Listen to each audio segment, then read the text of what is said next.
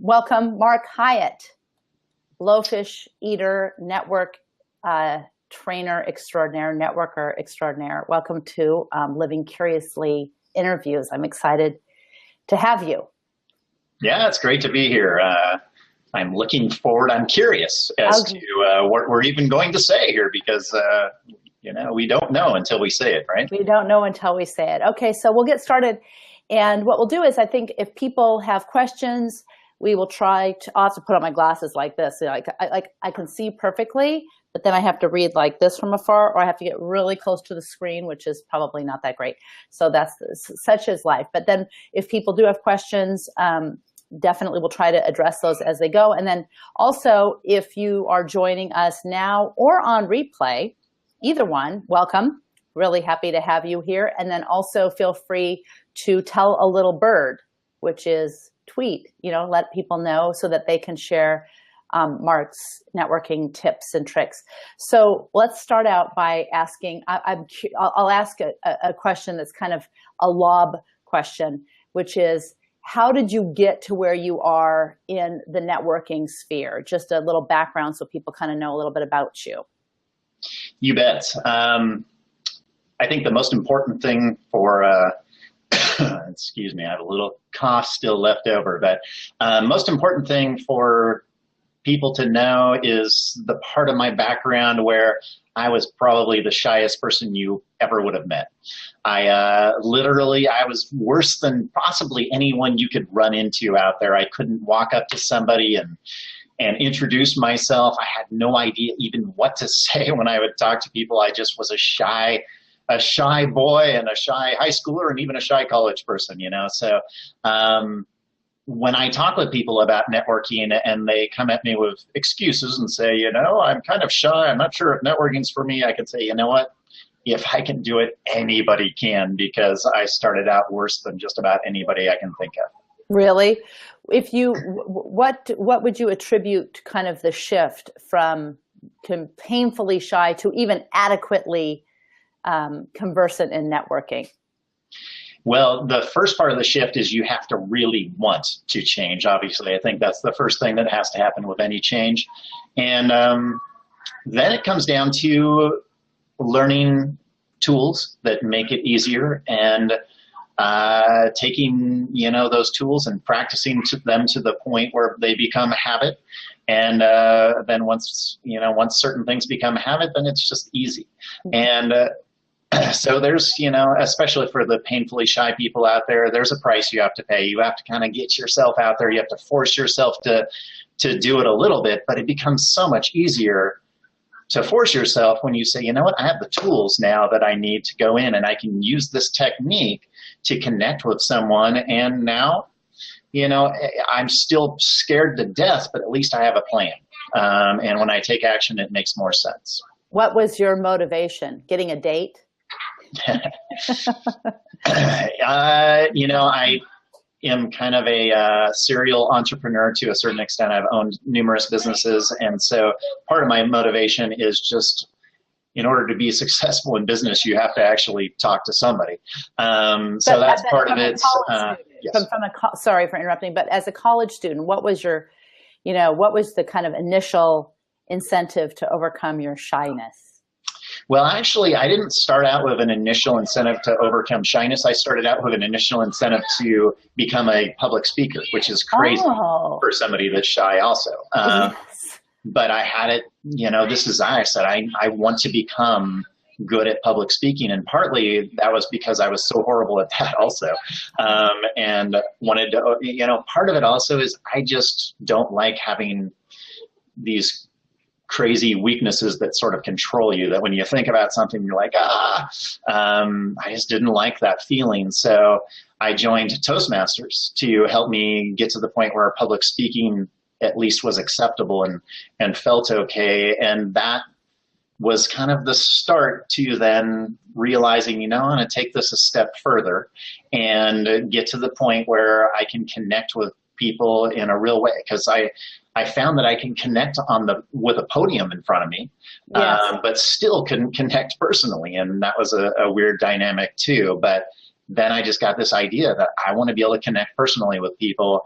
And I believe whenever you set a goal, you start to have things happen that give you the way to accomplish that goal. Great. So you're up there. I mean, it's very hard. You made a good point. You know, you're standing up there with a podium. It's not easy to go out and to like mingle in a crowd and say, ladies, gentlemen, honored guests. People would be like, okay, what's this dude doing? I mean, so standing in front of a podium in the Toastmasters kind of, format is very different than, networking in kind of in a seamless way that doesn't seem, rehearsed. So how did you learn? I mean, was there a book you read? Was there a tip that you got? How did you learn? Well, I learned because a crazy circumstance came along where I found myself the regional director for a national leads group organization. And I won't bother you with the details of how a shy person managed to get that job. But I had no business getting that job, but yet somehow I got it. And it was kind of a serendipitous thing where I just fell into it. It felt right. And for some reason, I was really good at it. So I think when you find something that is, on your path, it just makes sense. And you say, well, I'm going to figure this out. And so I did read, all the networking books that I could get my hands on because I wanted to learn, and yet I found there wasn't much out there, and there still really isn't that much out there in the networking world. There's a few books now that are pretty good, like the Little Black Book of Connections I like. Oh, wait, let me write that down. It's always fun to get tips and tricks for people so Little Black Book of Connections. Jeffrey Gitomer, I believe, is the author of that one, and he has a million books, but that's his networking book. Yeah, I think he has a little red sales book, kind of looks like Mal's, and it's like in that cloth, like Mal's Little Red Book. Yeah, right. Okay. So the Little Black Book of Connections by Jeffrey Gitomer. Okay, great. That's always good to know for people to know. And there's some other really good ones out there. Bob Berg has one of the best parables about networking out there, and right now the name's escaping me, but I'll think of it. But if you look up Bob Berg and parable, I'm sure you'll find Bob Berg. Find that book. And that's one of my favorite books. It's just a story about how to realize that the way that you give and your strategy for giving to others can play a big part in your success. And that's really what networking is about. When you boil it down, is it comes down to, do I have the ability to give to people in a strategic way where I'm teaching them also how to give to everyone in the network, including myself. And if we can figure out how to do that, we're going to make each other a lot of money. We're going to have a very strong network, and we're going to feel really good about ourselves. So it's just partly, networking is partly getting to that point. So the network, I mean, there's so much involved with networking. One of the things that I realized in reading your book, which I think is worth mentioning, we'll talk a little bit about this, How to Eat a Blowfish. You're trying to get us to kill ourselves. I know you're right. Tricky. There's networking, and then there's networking, strategic networking. And that's something you said, a lot of times people are like, ugh, networking. It's so, it's so Machiavelli. Like you go and you're working the room and you're trying. Can't you just like have a cocktail and relax? But you're specifically talking about, you mentioned strategic networking. So how would you, is networking, or is what you do or what you advocate or what you teach more strategic? And toward what goal? If so, toward what goal? Yes, it is much more strategic, and we really have to kind of redefine networking, quote unquote, as to what it is. Lots of people think networking is walking into a room full of strangers, meeting someone and saying, what do you do? And then answering the question, what do you do? And really that has practically nothing to do with networking. And the only way it does have something to do with networking is if somehow you involve your network. And that's the big key, is if I meet somebody, if I meet Joe at a networking event and we find out, hey, we have some things in common. We sell to similar types of customers. We might be able to do something for each other. if we just sell each other, we haven't networked for 1 second. We've engaged in sales, and that's great, if it works. But to actually get to the point where we're networking means that I take my network of people that I know that I have influence with, and I say, you should all know Joe, because I've gotten to know Joe, and he has a product or service that's great, and I think you would benefit from it. Now suddenly we're networking because I've actually introduced my network in some way to Joe. To create a formal strategy for that, we really have to get to the point where we've identified 3 groups of people.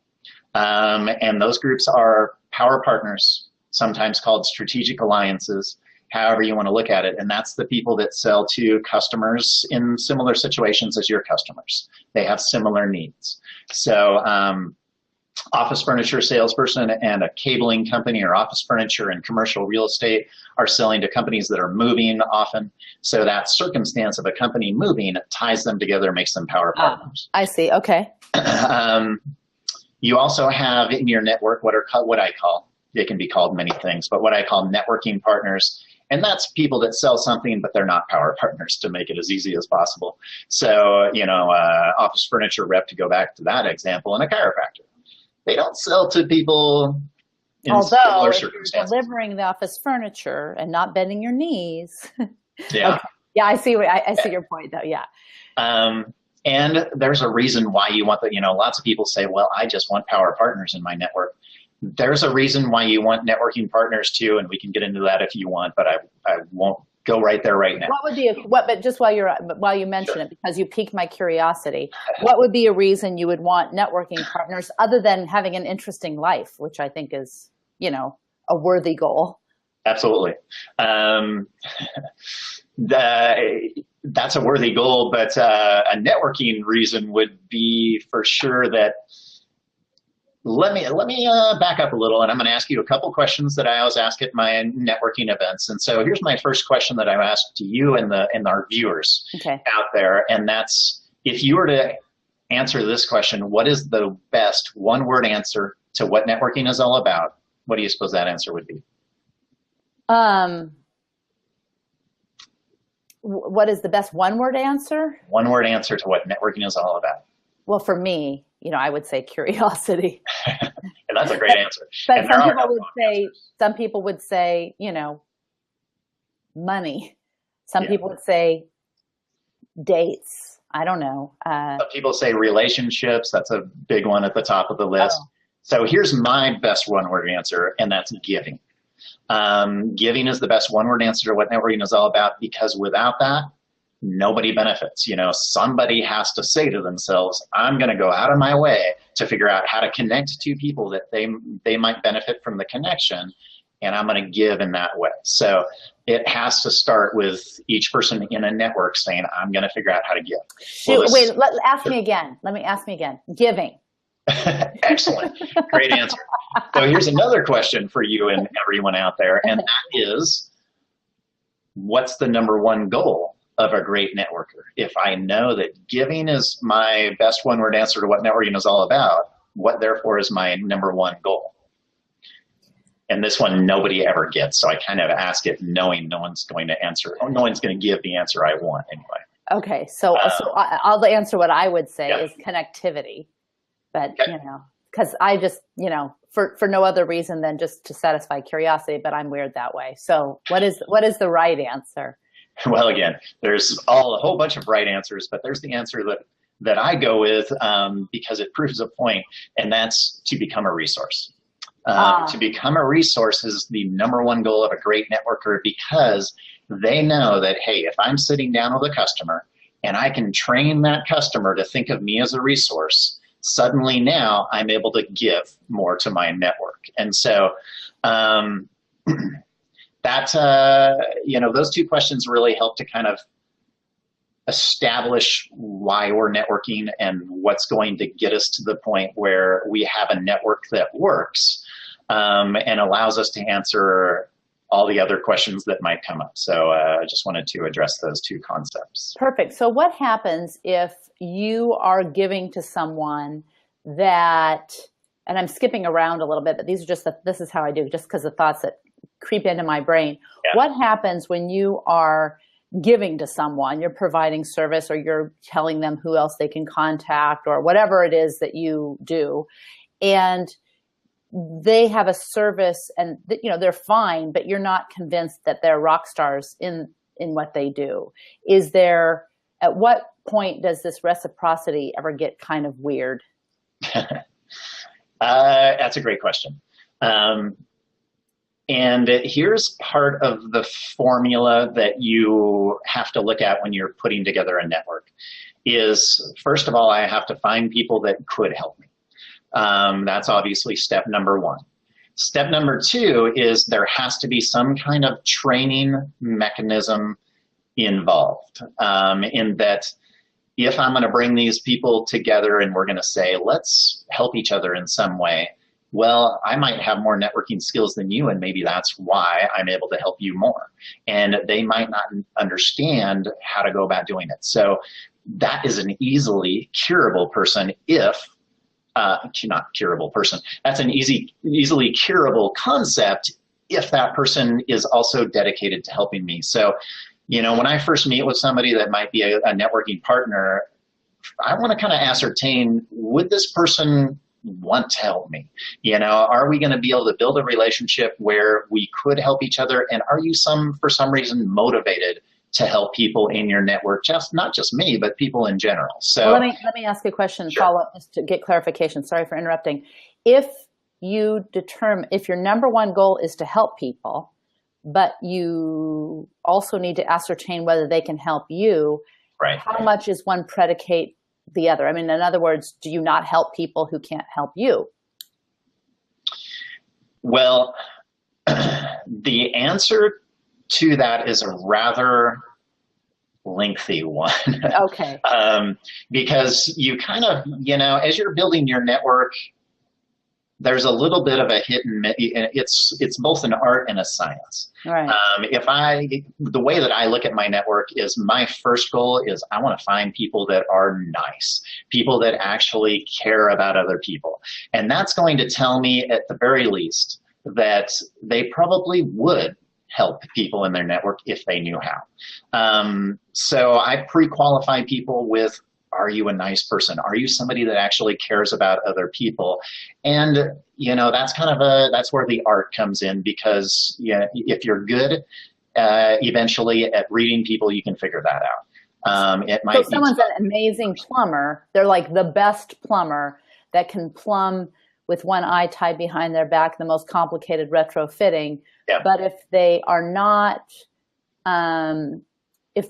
someone, so the network is different than just finding good people to do stuff. It's really creating an ecosystem that you can be a part of. So when you're talking about networking, you're almost talking about creating a specific, purposeful, strategic ecosystem.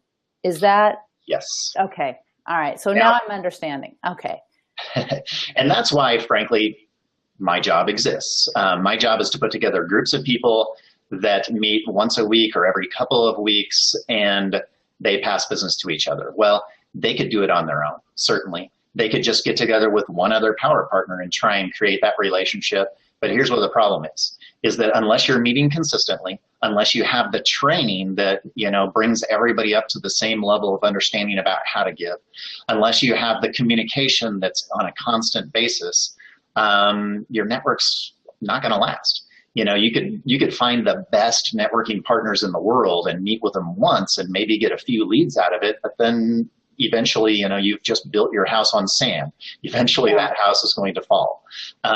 So you have to say to yourself, how do I add those elements? I've got to, if I'm going to bring great power partners together, I've got to have a communication system. I've got to have a training system. I've got to have all of these. And a leads group allows that to work. Trying to do it on your own is a little difficult, frankly. It can be done, but it's difficult because you have to add all those elements in. Because you're not trying to just one-off network. You're actually trying to build something that is this cohesive existing organism Yes. Okay, got it. So down to tactics that live outside that organism. How do you prepare to go to a party? I mean, are you Or always like, is this always like, if you, like I go to a party, you know, I'm looking at my outfit, I'm, you know, I might like, oh yeah, I'm going to see so and so, but like, given that you do this for a living, do you approach a party differently than I would, for example? Or when you're partying, you're partying. When you're building your network, it's a totally different thing. well, any gathering of people is pretty much a networking event in my mind. So, Yeah. yeah, if it's a party that doesn't have anything to do with networking, people aren't expecting networking there. That does change my strategy a little bit in terms of how I interact with people. Certainly, if people are going to a networking event, they expect to talk about business to a certain extent. Um, so I'm going to change the word party to networking event for a moment. And we Okay. can get back to party in a second if you want. But if I'm going to go to a networking event, I do a few things to prepare myself. Being that I do have that background, and frankly, when you're a shy person, you don't ever kind of lose that. You just learn how to harness it and make it a strength. Um, so before I walk into that event, I sit in my car and I close my eyes and I visualize how I want the event to go for myself. So in my mind, I'm going to walk up to somebody, I'm going to shake their hand, I'm going to feel confident. We're going to have great interaction. There's going to be a flow to the conversation where it's not just one-sided, but we're both engaged and we're very interested. We're curious about each other. There's that, just a natural good feeling to the conversation. And you would not believe how much just one quick 1 minute training of your brain as to what you want to experience, which is basically what this visualization is. You're training your brain that this is what I want to experience and that's my goal. You would be amazed at what that will do to revolutionize your results in a networking event. Do you look online to see who's going to be there so that you can get really specific about who you're visualizing about, or you just kind of visualize like people and what that's going to look like shaking some kind of, or do you have an avatar? Do you have, I mean, Yeah, you, for me, it's a faceless body, okay. basically. Okay. I think everybody's going to have their own strategy. They Yeah. might add a face to whoever they're talking to. Yeah. For me, I'm just, it's kind of a blurry sort of faceless person that I'm speaking with, but the connection is there. And that's what I focus on. Okay. Interesting. So you sit in your car. How long does that take? Just, it kind of depends. Honestly, another thing that I do is I purposefully relax my whole body. I let go. If you have a fight with your spouse or something, you don't want to walk into an event right after that. So you let go of the tensions in you, and you walk into the event hopefully with a clear mind, and that's part of the whole visualization process. It takes whatever's in your mind and moves it out and puts this image in there. So yeah, that's part of And what role does curiosity play in both your visualization and also when you get there? I always ask, can you be interesting without being interested? And that's just kind of an elevating curiosity swap that I do, a little curiosity hack that I have. Are you thinking of like flexing your curiosity muscles as part of that visualization, or is it mostly overcoming your shyness? No, I probably don't personally visualize any kind of curiosity things. That's where the tools come in. That's actually many of the tools that I teach are curiosity based tools. I suppose you could visualize using them, and it might make it easier to go in and use them. But it should be noted that why do I have a book called How to Eat Blowfish and Other Networking Tips and Tactics? We should add the bottom part of that book. Yes, yeah. Excellent blowfish face. Yes. Yeah. And other business networking tips and tactics is the important part of that. But I put that in there because, curiosity is such a huge part of networking. And yes, I'm trying to make you curious enough to want to read my book and find out, why did I name it that? Right. Well, there is a reason, and you have to read the book to find out. But as far as networking goes, curiosity plays a pretty darn important role because, think of what happens at a networking event.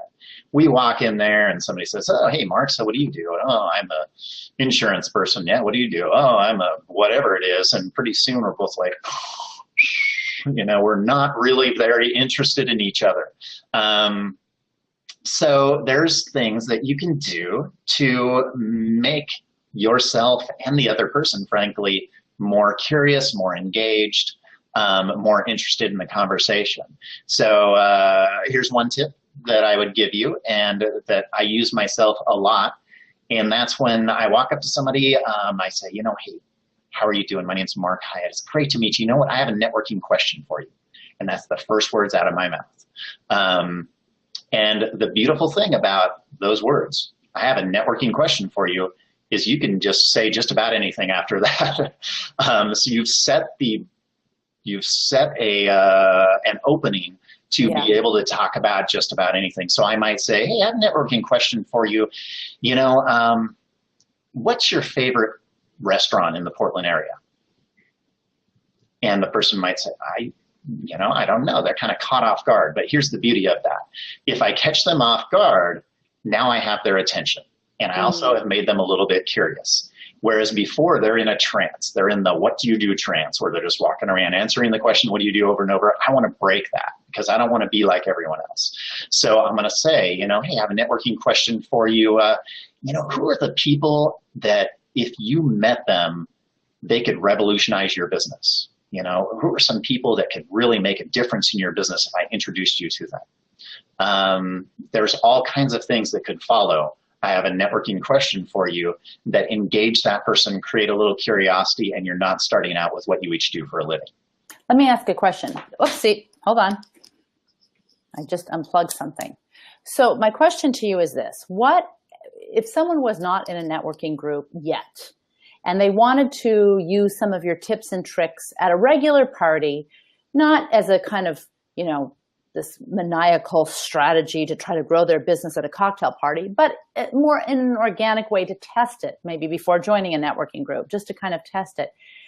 Would you say to someone at a party that wasn't a networking party, I have a networking question, or is there something where you would, I can see at a formal networking event, that would be, curiosity provoking for sure, but not seem weird, but maybe at a party, you want to use some of these tips and tricks before seeing if you want to join a networking group. How would you just say to someone, I have a networking question for you at a party, or would that seem weird?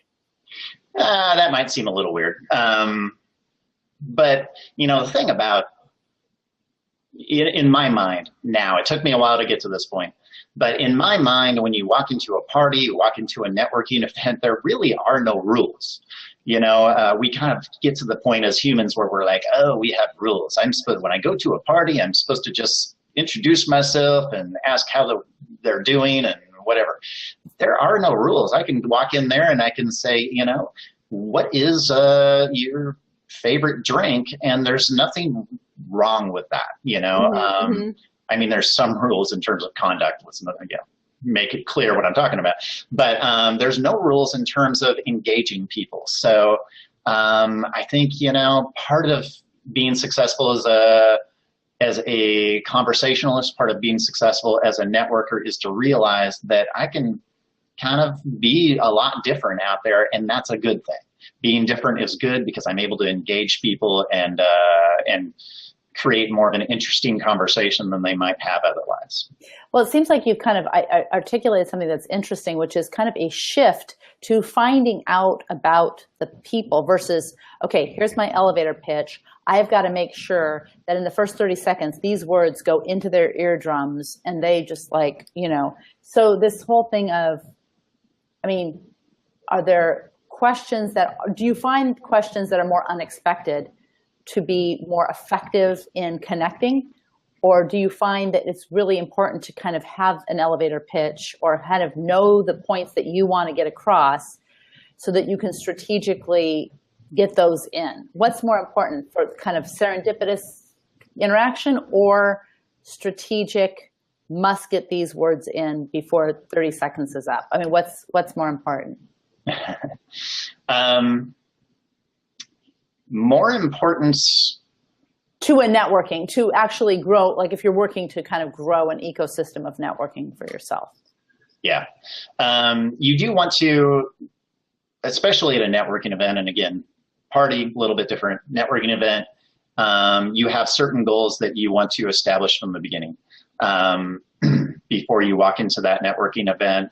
And for example, your goal might be, you got to make the goals realistic. Saying, I have a goal to get 5 leads for my business, probably not realistic. Most people are not at a networking event so that they can do business with you. They're at a networking event to network. So what's a realistic goal at a networking event? I want to meet 2 people that might be able to introduce me to 2 power partners. Okay. That's a realistic goal at a networking event. So you could walk into the event with the thought that today, I really need a sign company as a power partner today. I'm going to see if I can get some referrals for good sign people that I can meet. And then you go in with that mindset of connecting with people and finding out, hey, who are your power partners? Well, I'll tell you one that I'm really looking for right now. And this, good to have a narrow focus. I'm looking for a sign company. And do you happen to know anyone, or do you know anyone that might know a good sign company?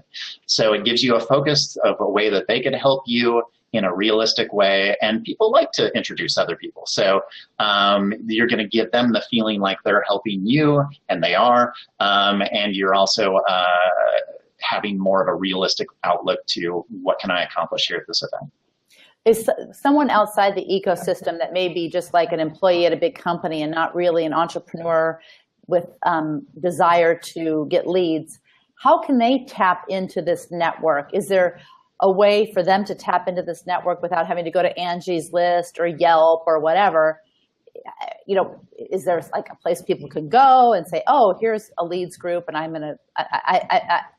don't care about getting referrals, but I would love to be able to know who's been vetted for a sign company or a real estate agent or something like that? Yeah, and for corporate folks, one important point to consider is when you have a job is when you want to network. You don't want to network when you don't have a job. And the same goes for, frankly, entrepreneurs and salespeople. You network when you're not desperate. When you are desperate, that's the time for sales and marketing. But what's an engineer? What's an engineer at a semiconductor company networking for? They are networking for their next job. They're wanting to connect with people that are in companies that they might move to, in areas of interest that they have that might, just by knowing them, increase their own knowledge, where they can share information, they can share ideas. So yeah, corporate world is a different type of networking, where your goal is, I want to get networked within all of the different companies I might want to possibly get a job in. I want to get networked with all the people that have information that I could use to possibly help my boss, for example. If my boss says, I need such and such, if I'm able to provide that because I have a good network, I've just made that boss very happy, and my chances of success increase. So that's a really interesting point. I hadn't really thought about that, because are there people for whom a leads group is just like not, I'm not talking about people who are not interested. Are there people for whom a leads group is just not important, or not even an option that's going to provide any benefit? Yeah, corporate people, certainly, there's no need to be in a leads group, but anybody that sells something should be in a leads group. Whether you're an entrepreneur or a salesperson, you should be in a leads group. However, I'm going to add a caveat to that. Most people, when they think of leads group, they think, oh, it's, chiropractor, real estate, insurance, and maybe, a sign company and commercial real estate and a few others. But lots of times people peg leads groups as, this is a group of people that the biggest company that they sell to might be, up to 500,000 in revenue. Right. And that can be true depending on the leads group. But you can form a group, we'll call it a networking group rather than leads group to get out of that verbiage. But you can form a networking group of people that meet consistently and help each other, that fit just about any criteria. I've heard of people that have they sell to the restaurant industry, for example. And so they find people that sell to the restaurant industry and they all come together and they meet, once a month maybe, or they sell to companies that are 1 million to 20 million in revenue. I have a group that's essentially their focus. I have a group that their focus is 20 million to 100 plus million in revenue.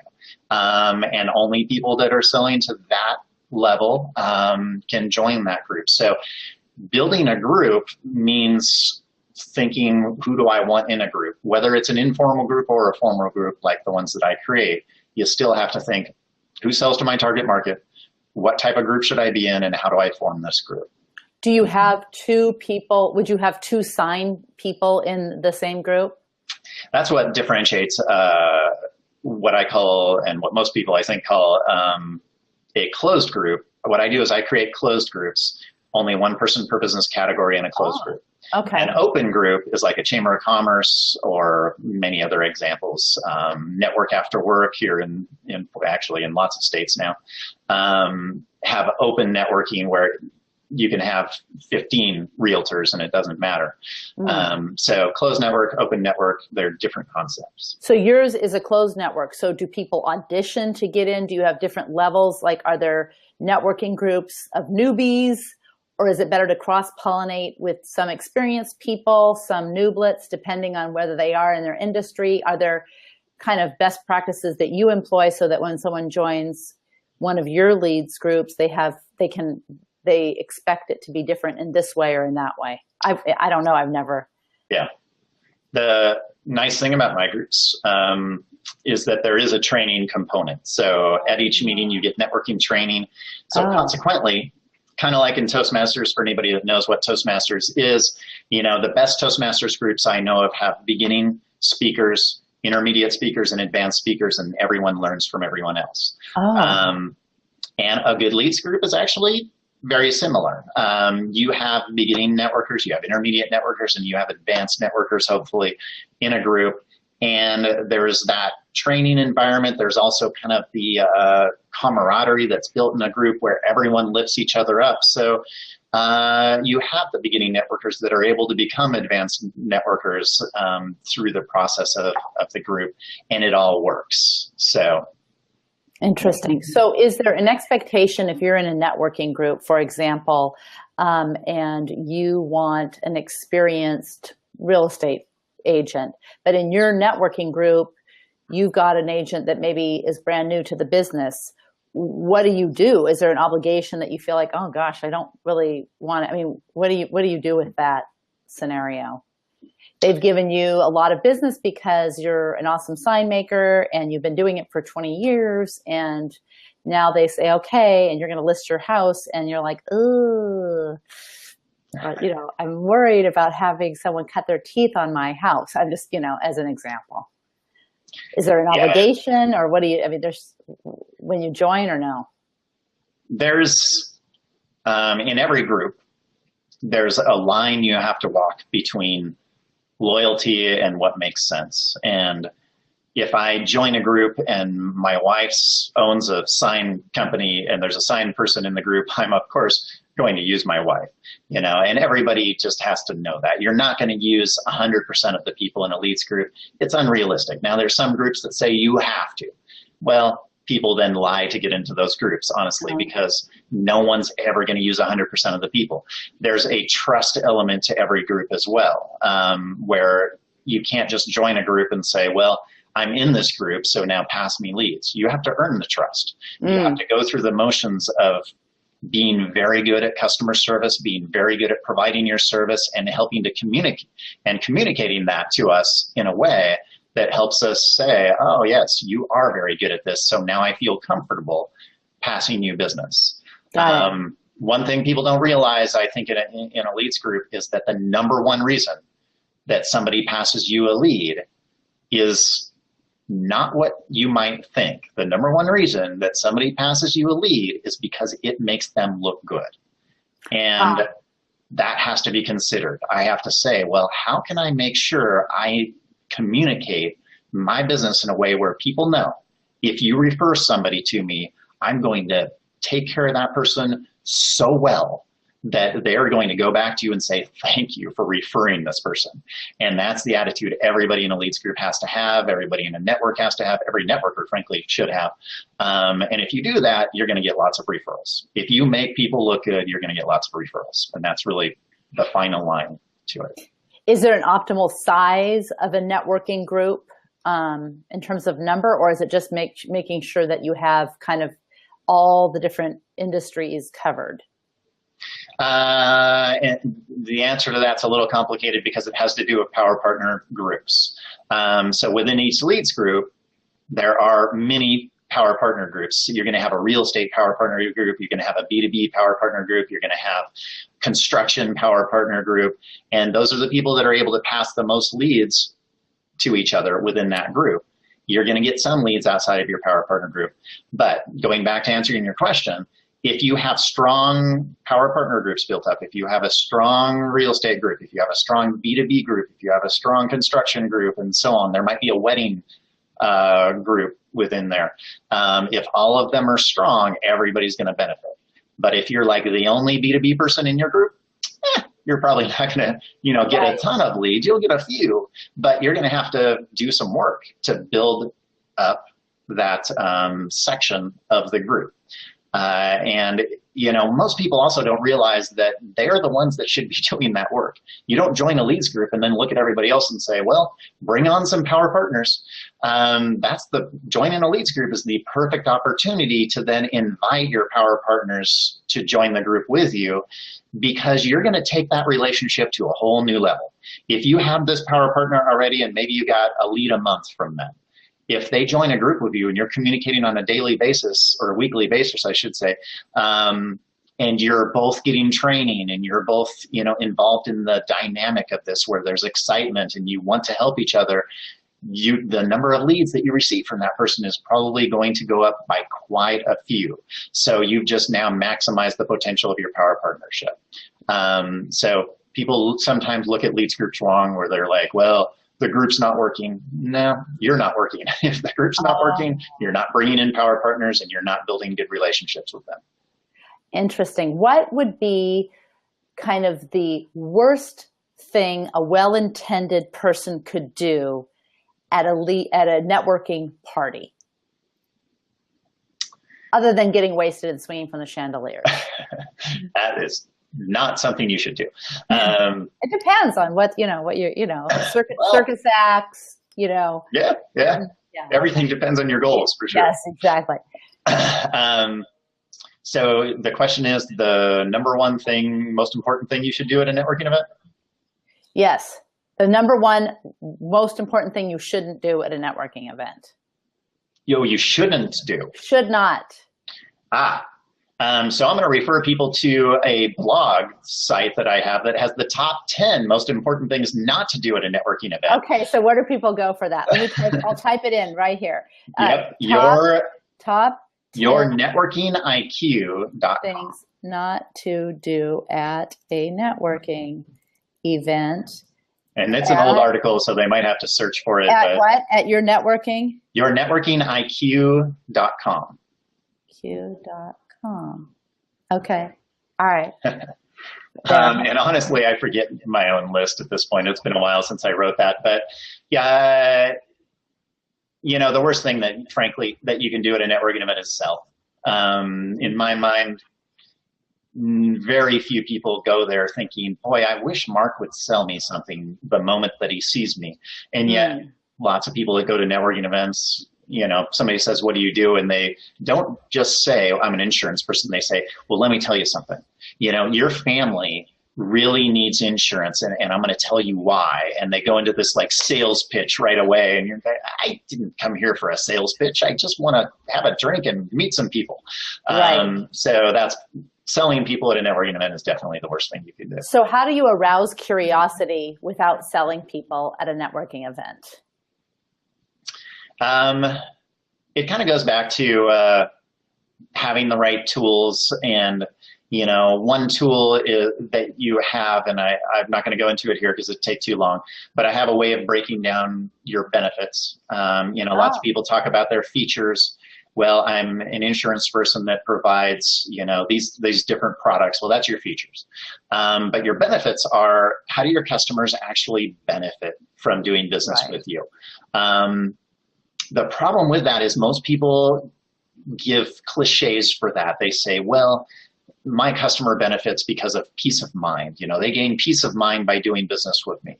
And that's okay. It's better than talking about your features, but there's a way to break your benefits into 4 different parts.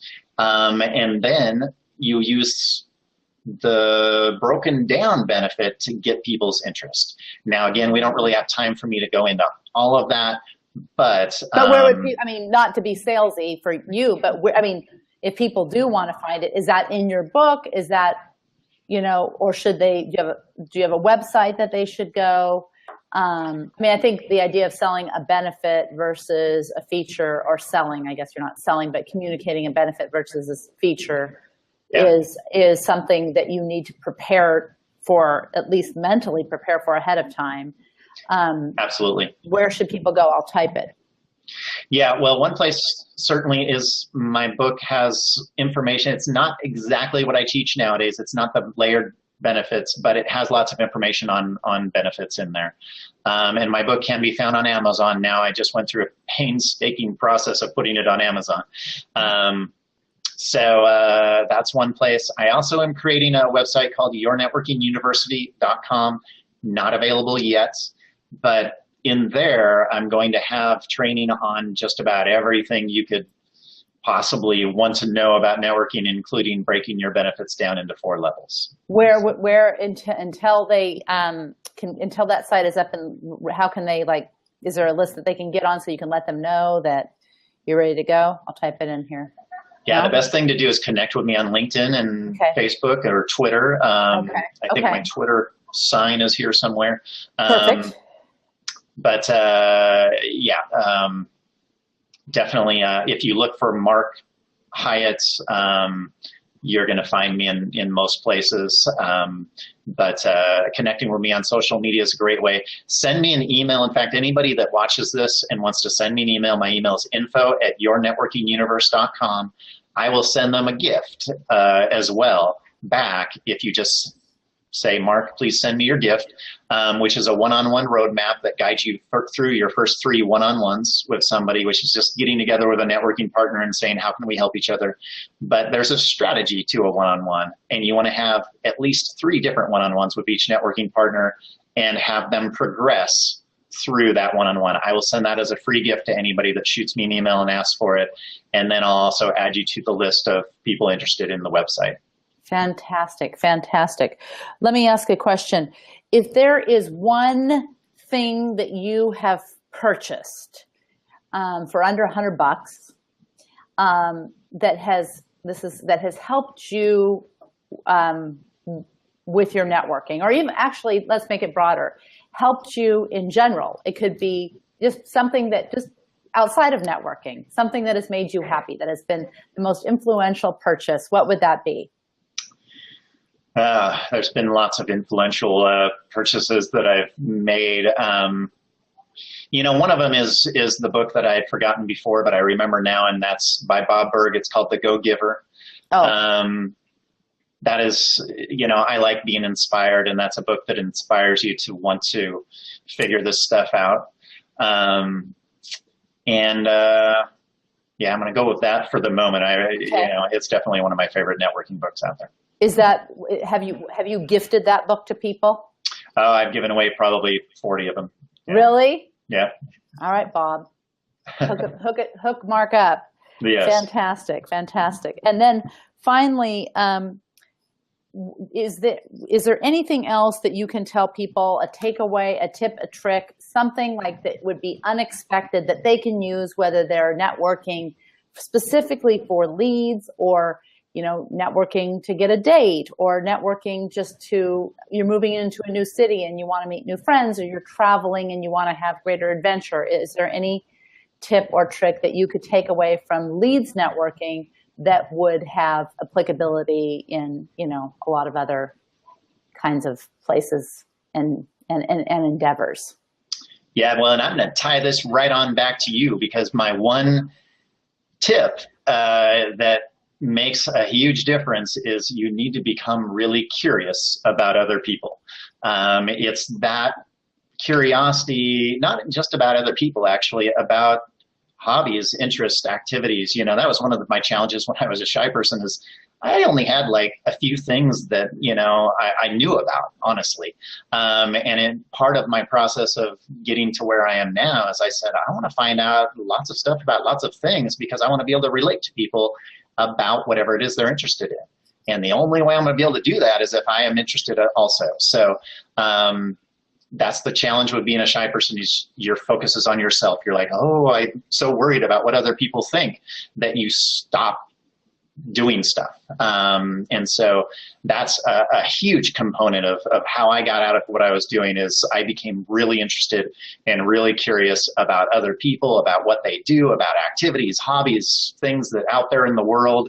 And that makes a huge difference. It does. It's just a shift of focus, internal to external, and like a pursuit. I also think it's kind of a muscle.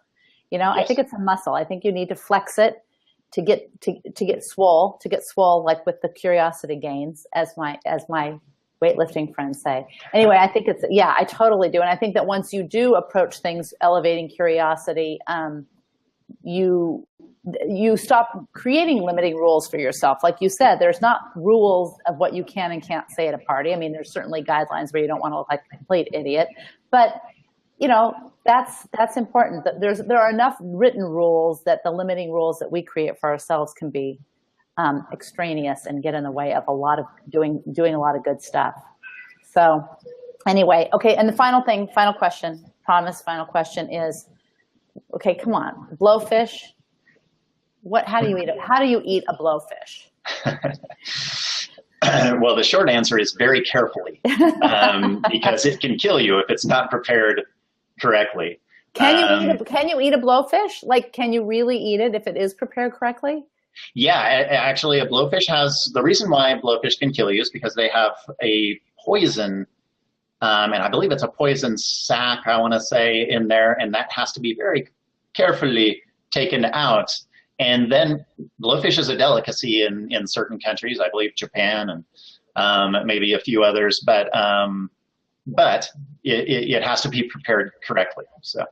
Okay, perfect. So as long as you prepare correctly, so maybe the next one of your networking groups can go to Japan and learn to prepare blowfish and show us on a blab how you sample the blowfish. That would be, and describe what it tastes like. Have you tasted blowfish? I had never tasted blowfish. Honestly, I haven't. No. My story is about a friend who was an adventure seeker, and he's the one that I talk about in my book. So I personally know. No.